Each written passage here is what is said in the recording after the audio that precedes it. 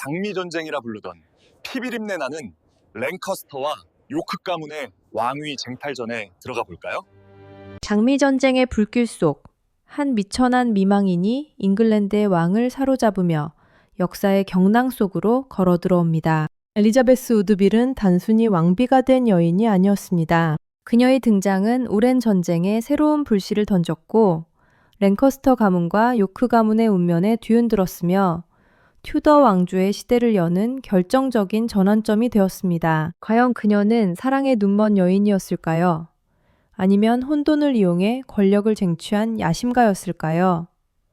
지금부터 그 숨겨진 이야기를 시작합니다. 이야기는 1461년으로 거슬러 올라갑니다. 잉글랜드는 장미전쟁으로 피 흘리는 혼란스러운 시대였죠. 겨우 18세의 어린 에드워드 4세는 피로 얼룩진 싸움 끝에 겨우 왕좌를 차지했어요. 하지만 그의 왕권은 불안했고 나라는 여기저기 찢어진 것처럼 분열되어 있었답니다. 자, 그럼 에드워드 4세는 과연 이 혼란스러운 왕국을 어떻게 다스려야 했을까요? 모두가 예상했던 방법은 바로 정략 결혼이었어요. 당시 유력한 신부 후보는 프랑스 루이 11세의 처제인 사부아의 보나였죠. 이 결혼은 프랑스와의 든든한 동맹을 맺고 불안한 왕국을 안정시킬 최고의 방법으로 여겨졌어요. 그리고 이 결혼을 추진하던 핵심 인물은 바로 왕의 강력한 조력자이자 킹메이커였던 워릭 백작이었답니다. 그런데 세상에 에드워드 4세는 모두의 예상을 완전히 뒤엎는 선택을 합니다.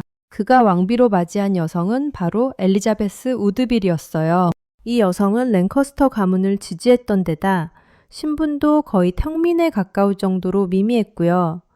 게다가 이미 두 아들을 둔 5살 연상의 과부였지 뭐예요. 모두가 깜짝 놀랐던 이 결혼. 과연 에드워드 4세는 정말 사랑 때문에 이런 파격적인 선택을 했을까요? 사실 에드워드 4세는 새로운 시대를 열어야 하는 왕으로서 아주 똑똑한 전략을 세웠어요. 그는 새로운 이상을 제시하고 싶었죠. 먼저 자신은 무능했던 선왕 헨리 6세와는 확연히 다른 능력 있고 카리스마 넘치는 왕이라는 걸 보여주려 했고요. 그리고 자신의 왕비 엘리자베스 우드빌은 외세에 의존했던 마거릿 왕비와는 다른 잉글랜드의 딸로서 국민과 소통하는 이상적인 왕비로 만들려 했어요. 마지막으로 기존 귀족들이 아닌 새로운 충성 세력을 구축해 왕권을 강화하려 했답니다. 잠깐, 이전 왕과 새로운 왕을 비교해 볼까요?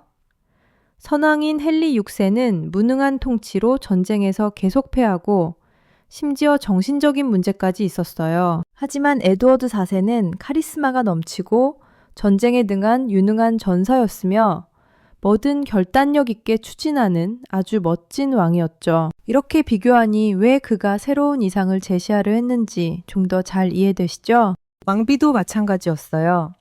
이전 왕비인 마거릿 왕비는 프랑스의 암닉대라고 불릴 정도로 외세에 의존하고 정치에 깊이 개입했어요. 게다가 불임 논란까지 있었죠. 하지만 에드워드 4세의 왕비 엘리자베스 우드빌은 달랐어요. 그녀는 잉글랜드의 딸이라는 이미지로 국민과 교감하고 다산의 상징으로 왕실의 번영을 약속하며 국왕에게 순종하는 이상적인 왕비의 모습을 보여주려 했답니다. 이렇게 에드워드 4세는 우드빌 가문과의 결혼을 통해 아주 새로운 권력 기반을 구축했어요. 우드빌 가문은 기존 귀족들에게 경쟁 세력이 아니라 새롭게 탄생한 요크 왕가의 귀족들을 왕에게 끈끈하게 묶어주는 일종의 접착제 역할을 했던 거죠. 정말 영리한 전략 아니었나요? 하지만 모두가 이런 변화를 반긴 건 아니었어요. 특히 킹메이커였던 워릭 백작의 분노가 하늘을 찔렀답니다. 그는 단순히 프랑스와의 동맹이 깨진 것 때문에 화가 난 게 아니었어요. 자신보다 훨씬 미미했던 벼락 출세한 우드빌 가문에게 자신의 막강한 영향력과 통제권을 빼앗겼다고 생각했거든요. 그의 분노는 결국 커다란 비극으로 이어지게 됩니다. 비극은 갑작스럽게 찾아왔어요. 썸 483년, 에드워드 4세가 폐렴으로 갑자기 세상을 떠나고 만 거예요. 그의 강력한 카리스마에 전적으로 의존했던 이상주의 정치는 구심점을 잃고 순식간에 무너져 버렸습니다. 이제 왕국에는 겨우 12살짜리 어린 아들, 에드워드 5세만 남겨졌을 뿐이었죠. 이 틈을 타 에드워드 4세의 동생인 리처드, 즉 글로스터 공작이 왕자를 차지하기 위해 나섰어요. 그는 형의 결혼 자체를 문제 삼으며 치명적인 공격을 시작했습니다. 엘리자베스와 그녀의 어머니가 마법으로 왕을 유혹했다는 마녀 행위를 주장했고요. 또 에드워드 4세가 엘리노어 버틀러라는 여성과 이미 혼인 서약을 했기 때문에 우드빌과의 결혼은 무효라는 불법적인 중혼 주장까지 내세웠어요. 정말 무서운 공격이었죠. 그리고 어린왕 에드워드 5세와 그의 동생 두 왕자는 탑에 갇힌 채 후련연히 사라지고 말았답니다. 그 후로 아무도 그들을 보지 못했어요. 이런 절망적인 상황 속에서 엘리자베스 우드빌은 기지를 발휘합니다. 황소에 갇혀 지내던 그녀는 랭커스터 가문의 마지막 희망이었던 헨리 튜더의 어머니 마거릿 보퍼트와 비밀스럽게 동맹을 맺어요.